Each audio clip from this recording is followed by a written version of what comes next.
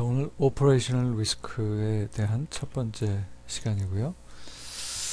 오퍼레이셔널 리스크는 그 바젤에서 관리하는 크레딧 리스크, 그 다음에 마켓 리스크, 그 다음에 오퍼레이셔널 리스크 해서 그 세 위험 중에 하나죠.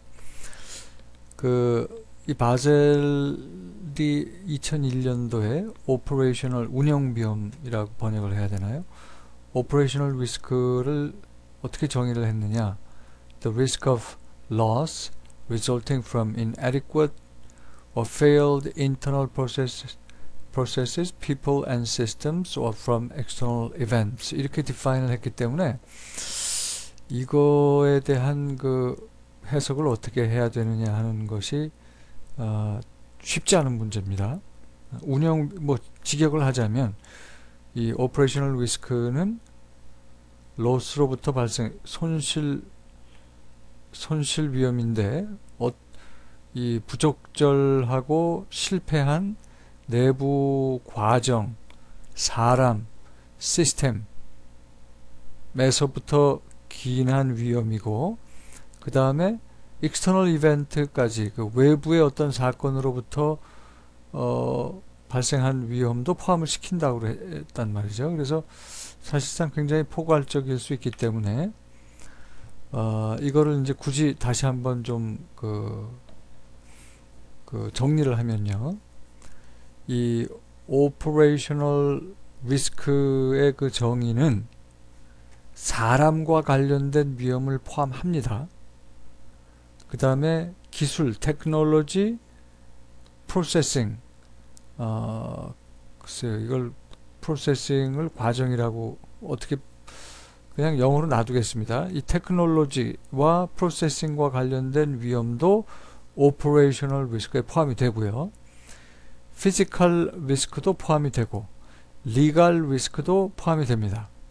그렇지만 포함이 안 되는 것으로 레퓨테이션 리스크가 있고 전략 위험, 스트래테직 리스크는 운영 위험에 포함이 안 됩니다.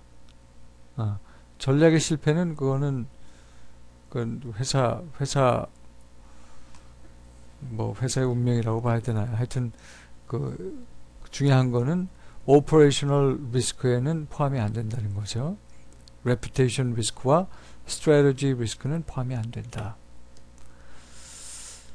그 바젤 2에 의하면 그 오퍼레이셔널 리스크에도 캐피탈을 쌓아야 됩니다. 자기 자본을 쌓아야 돼요.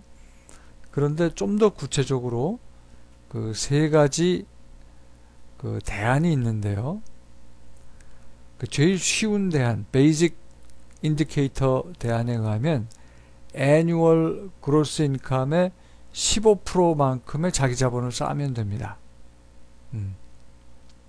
애뉴얼 그로스 인컴의 15%만큼 자기 자본을 쌓으면 된다. 그 다음에 이거보다 좀 1단계, 한 단계 업그레이드 된 스탠더다이즈드 버전이 있는데요. 이 방법에 의하면 똑같이 애뉴얼 그로스 인컴의 15%를 쌓는 거는 똑같은데, 캐피탈을. 이 경우는 비즈니스 라인별로 이걸 나눠서 쌓습니다. 그러니까 비즈니스 라인별로 이걸 구분을 한다는데 차이가 있어요. 그러니까 베이직 인디케이터와 스탠더다이즈의 차이는 여기서는 구분 없이 그로스 인컴의 15%를 쌓는데 여기서는 구분을 한다. 비즈니스 라인에 대한 구분을 한다. 그러면 어떤 회사들이 이렇게 스탠더다이즈드 된 접근 방법을 택할 수가 있느냐? 그거에 대해서는 바젤이 여러 가지 리콰이어먼트를 요구를 하고 있습니다. 예를 들어서 금융기관이 오퍼레이셔널 리스크 매니지먼트를 해야만 해요. 기본적으로. 그 다음에 금융기관이 비즈니스 라인에 대한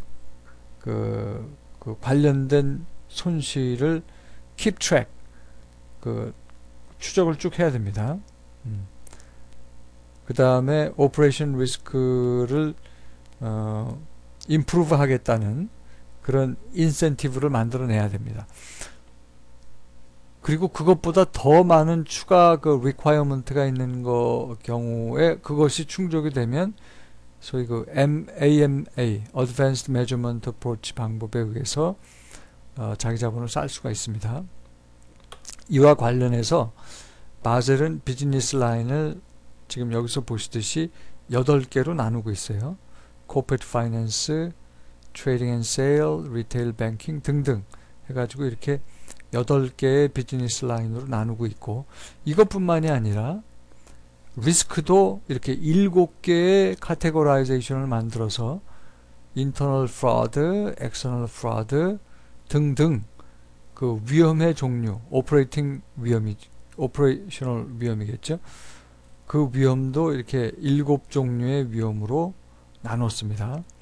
그래서 8개의 비즈니스 라인, 7개 종류의 리스크를 합치면 모두 56개의 가지수가 나오겠죠. 그래서 이 AMA가 아까 뭐라고 그랬습니까? Advanced Measurement Approach를 따라가면서 오퍼레이셔널 리스크 관리를 하는 금융기관의 경우는 이렇게 56개의 var을 계산을 해야 됩니다. 그러니까 each type of risk and business line마다 var 계산을 해야 돼요.